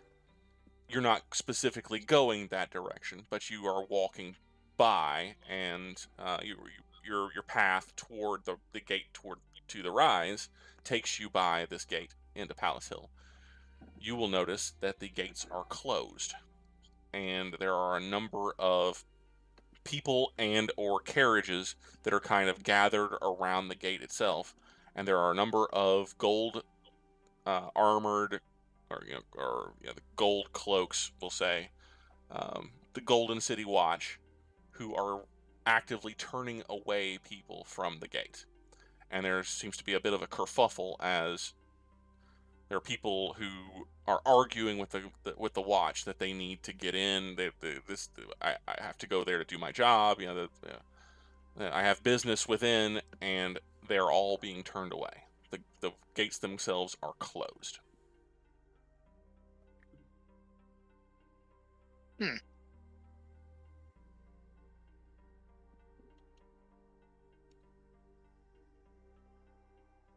gates are normally open, aren't they? Or at least during the day? During the day, there are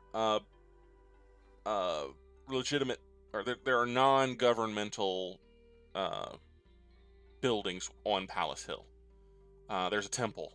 The Golden City Temple is on Palace Hill. It's not specifically part of the palatial complex, but it's on the hill. It's in the Hill District. There are several other shops that are that are there. There are shops and services that cater to people who work within the Palace District. Ambassadors, people who work in the government, servants, things like that. And people are not being allowed entry. These gates are almost never closed, ever, because while there may be higher security on the hill itself, the palatial complex, it is very rare that any of the gates within the city themselves, that the district gates, are closed. But this morning, the Palace Hill gates are in fact closed. Well, now I think curiosity is about to kill the cat. I am going to start wandering over there. Okay. You start to hear raised voices.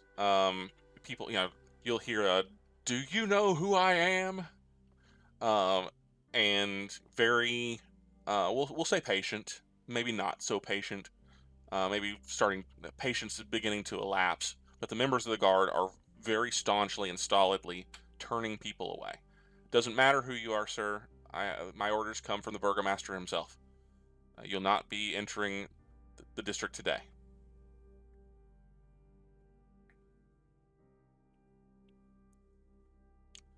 That goes on, continues to go on as you approach. If you get close enough, you don't make eye contact with any of the watch, because they wear these full face, almost like masked helms that completely obscure their faces. But you will note that somebody kind of orients on you, and they start to give you the same spiel. Apologies, sir. The Hill District is closed until further notice. May I ask why? Don't have reason why. Orders came down from the Burgomaster Dendi, to keep the gates closed this morning. Palace business, most like. Regardless, sir, I'll have to ask you to move along. No entering the Hill District today. So will the gates be open for tomorrow, or? Can't say, sir. The Hill District gates are closed until the Burgomaster tells us to open them. Apologies. That's rather unusual, isn't it? Yes, sir. He's used to giving this kind of same spiel. Yes, sir. Apologies. But the orders came down from the Burgomaster himself. Nothing we can do. If you'll please move along. Alanere, I'll just bonus say, point. Alanere will just say, well, perhaps I'll ask him myself later, and then turn around and walk away. Thank you, sir. Just enough to leave a sliver of doubt in the man's mind. Oh, sure. Go ahead and make an intimidation check, if you like. Oh, intimidation. Okay. Bonus points if you turn yourself into a cat to sate your curiosity. All right. I don't think intimidation is particularly my strong suit, but I will attempt anyways. That's truly 7 total. That's truly great, sir. I'm certain that the Burgomaster will find time for you. But until then, sir, I have to ask you to move along. The gates are in fact closed, and will remain so. Have a pleasant day. His voice seems very tired. Very Guess he's probably only said this about 30 times so far. About 300 times so far. And that's just, it's still early. It's not quite noon. But All right. go ahead. Sorry. Yeah, he's just gonna he'll just like kind of look at the guard and be like, very well, and will pretty much continue on his way to the Oak Manor. Okay.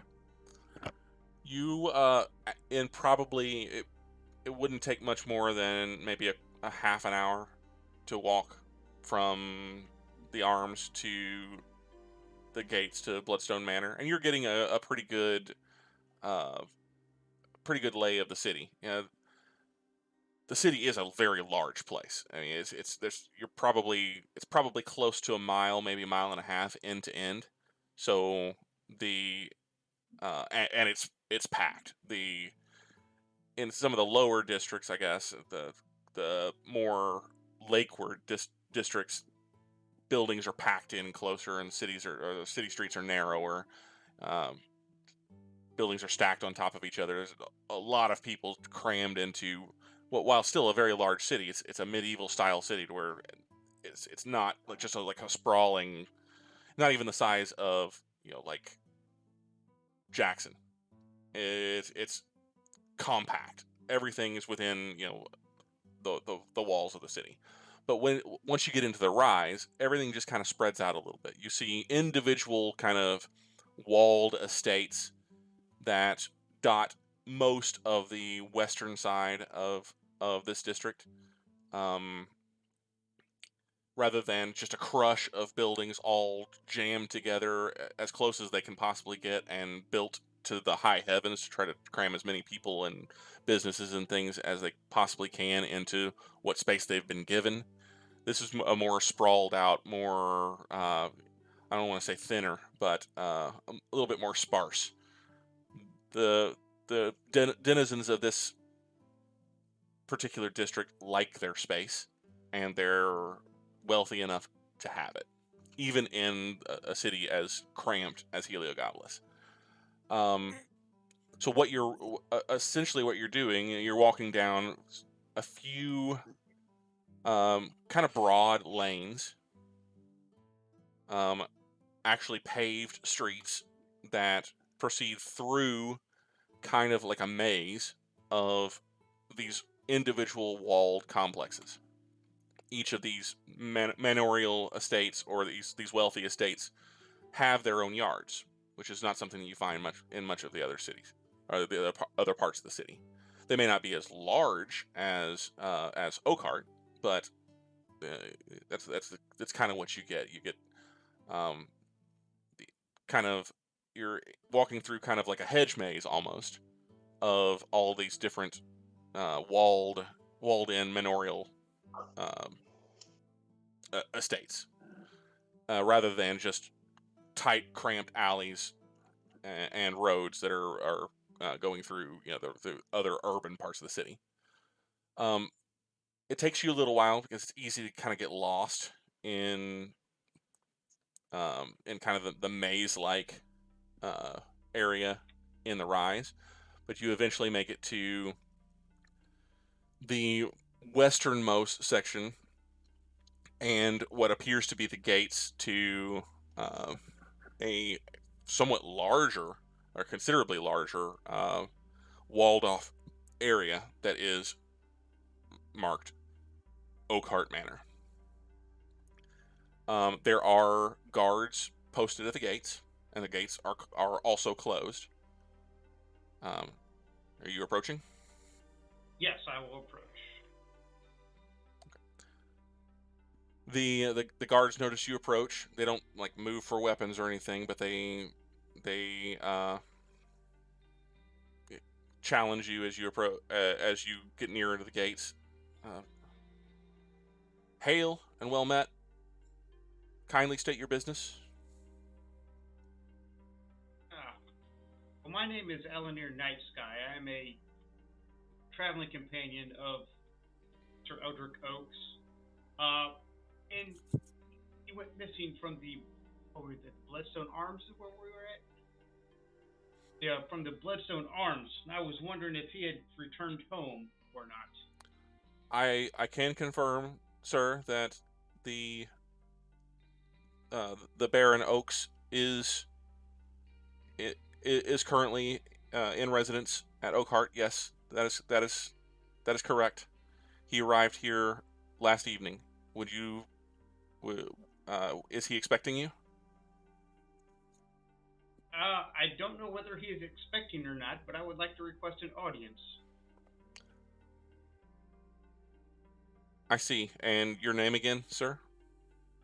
Alanere Nightsky. Alanere Nightsky. And you say that you are a companion of the Baron? Yes. And you are currently staying at the Bloodstone Arms. That is correct? That is correct. I will deliver your message to the Baron, and he will contact you, or you will be contacted with his response at your place of residence.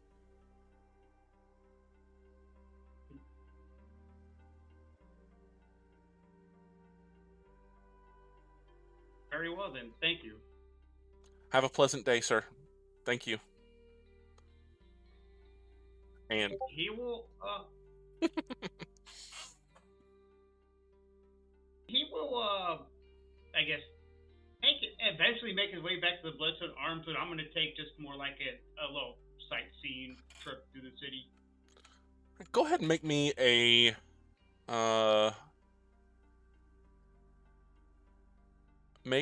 perception check, I guess, as you're traveling back through kind of I'm going to say, since you're close to the western side of the rise, if you're taking kind of a more circuitous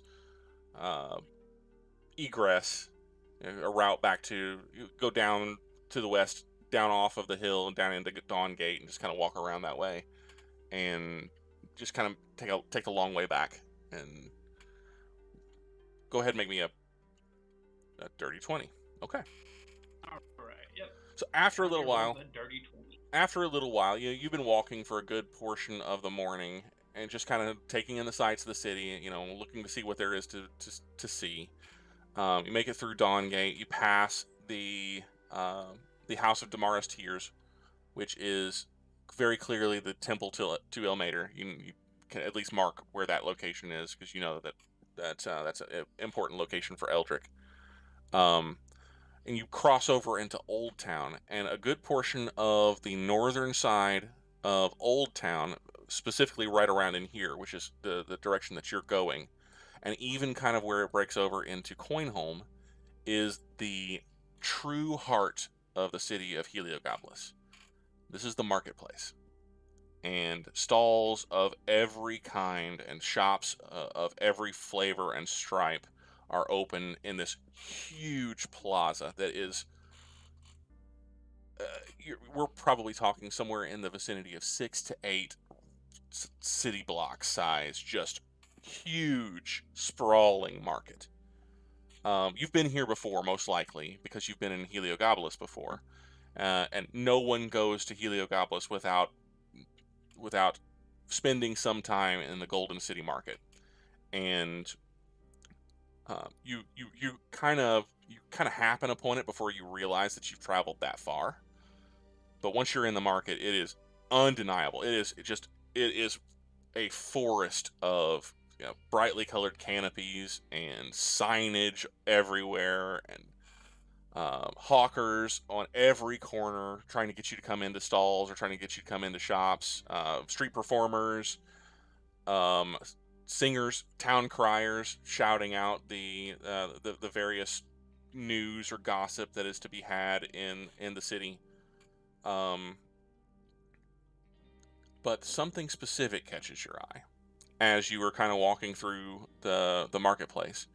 You see a group of folks, a group of figures that are walking together. And what catches you off, what catches your attention about them is their dress. They are dressed completely in white, like they're wearing white robes. Very, very loose, very flowy, almost kind of billowing in a wind that you don't feel. They have these kind of like, I forget the specific name for them, but kind of like these headdresses that are also the same white that are generally like a hat with a long flowy train that falls down the back of it, and that is kind of billowing as well. And the 6 of them are walking together, 2 abreast, 3 deep. They're walking very, very closely together, and they're all in perfect lockstep. But they're moving very, very slowly through the crowds, and the crowds just kind of part around them, and everyone watches them as they walk through. And as you're watching them, as you see them, they catch your eye, and you're just kind of watching as they walk through. You realize they are.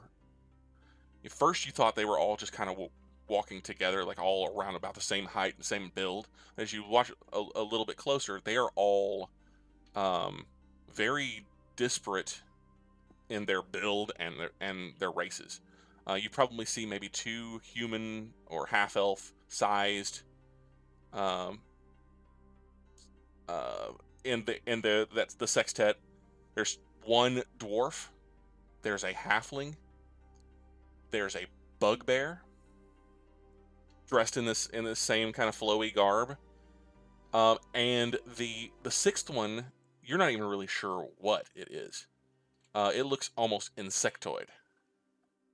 And it has it's still kind of walking in the same kind of lockstep with the others.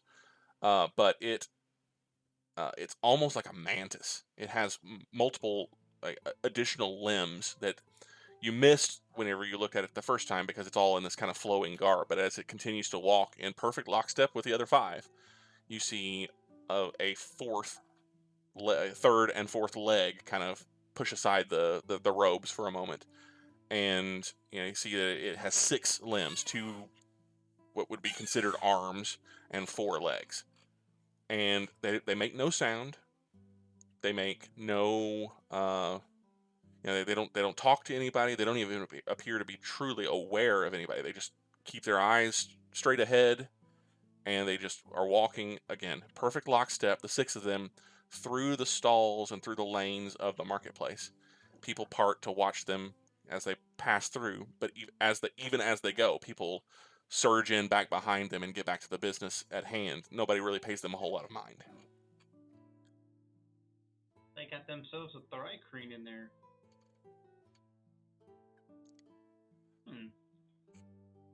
Although that seems like quite the odd bunch.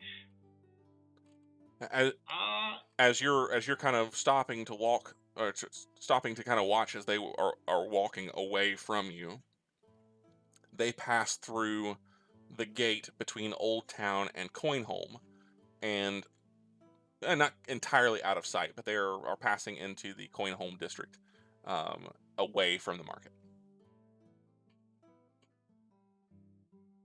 Yeah, you know what? I think I might just tail these guys for a little bit. Okay. Because to me that just seems odd, especially for that group. Okay. So I'm a little curious, and so I'm going to tail them for just a little bit. Sure. Make me, no, it's not even going to take a roll because they're moving very slowly and they're really hard to miss. So you follow them around for a little while, and they don't seem to have any specific path that they're walking.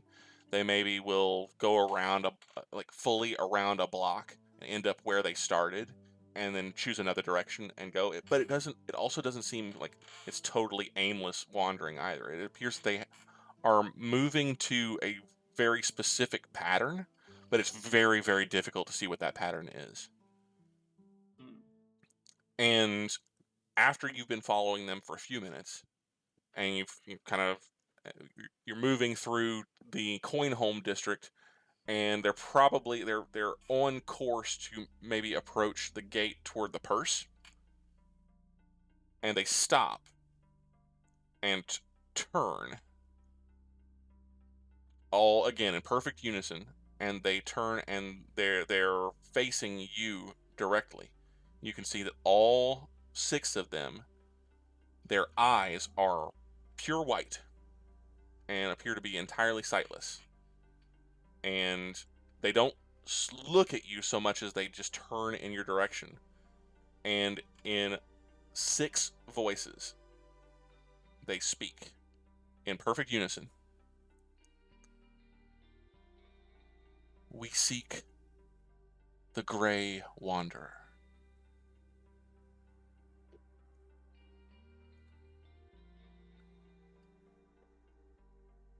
Do you know the Grey Wanderer?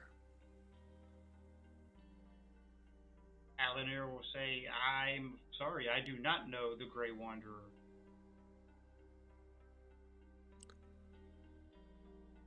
They stand perfectly still for a moment, but phantom wind still kind of billowing their clothes.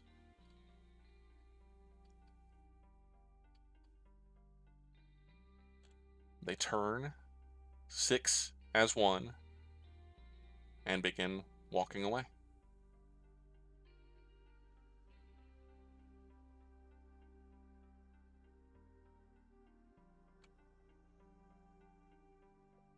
Okay. It's a little unnerving, but at least I have a semi-name. Okay. I think I'm going to go ahead and just make my way back to the Bloodstone Arms at this point. All right. Outside of a potential lunchtime conversation between Eldrick and Madeline, everybody else is pretty well covered, I think, and we're going to fast forward to some degree toward the end of the day on the 16th. Everyone has had an opportunity to further their own personal goals within the city of Heliogabalus. Both Makaria and Sprout have had one day's worth of research. So if you're satisfied with that and you want to make a roll off of it, we can do that, and you can get potentially what you're hoping to get.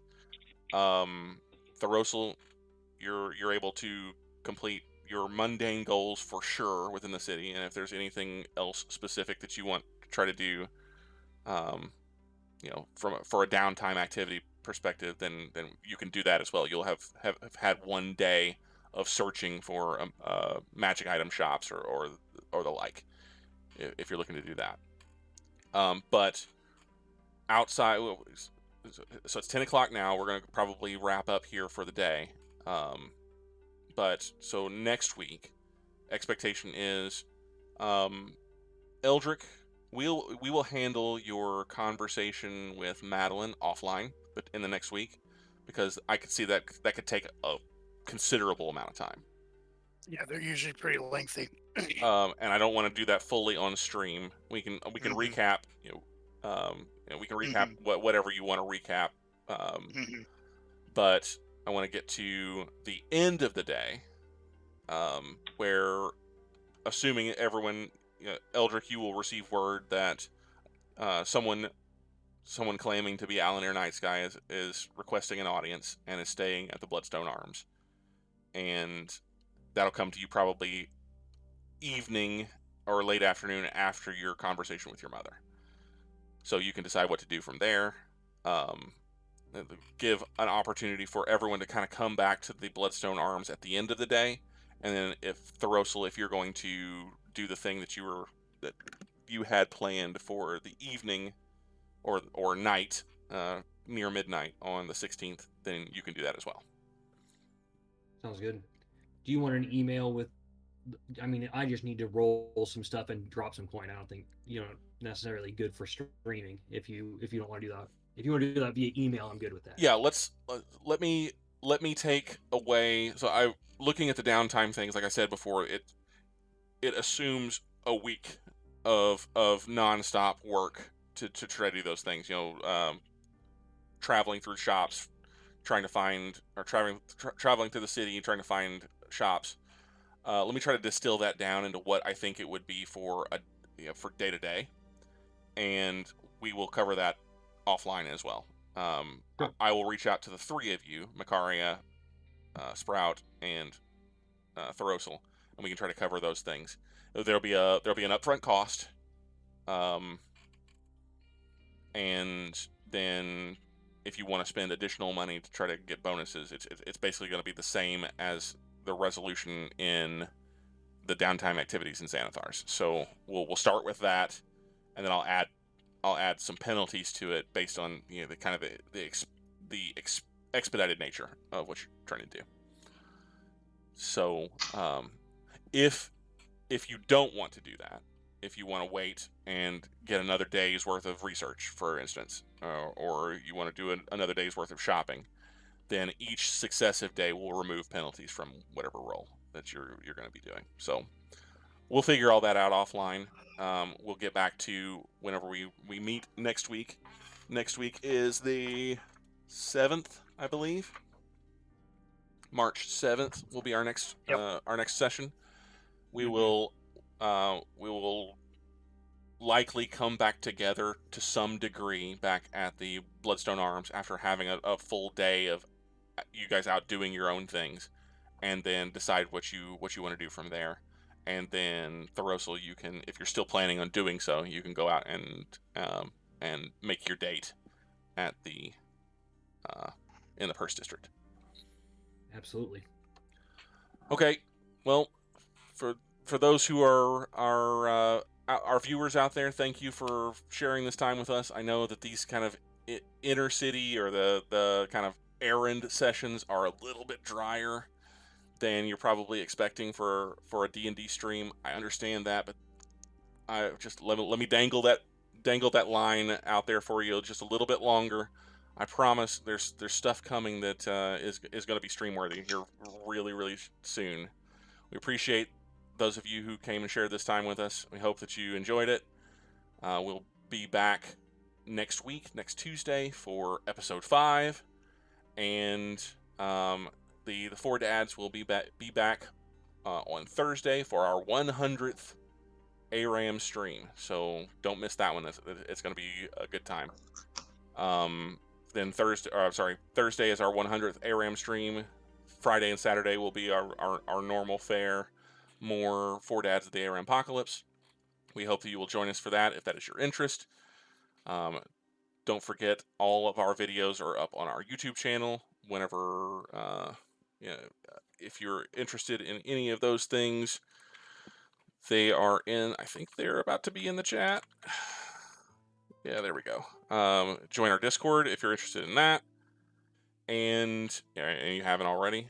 And follow us on Twitch for notifications of future 4 Dads streams. Thank you again. Have a great night. Night all.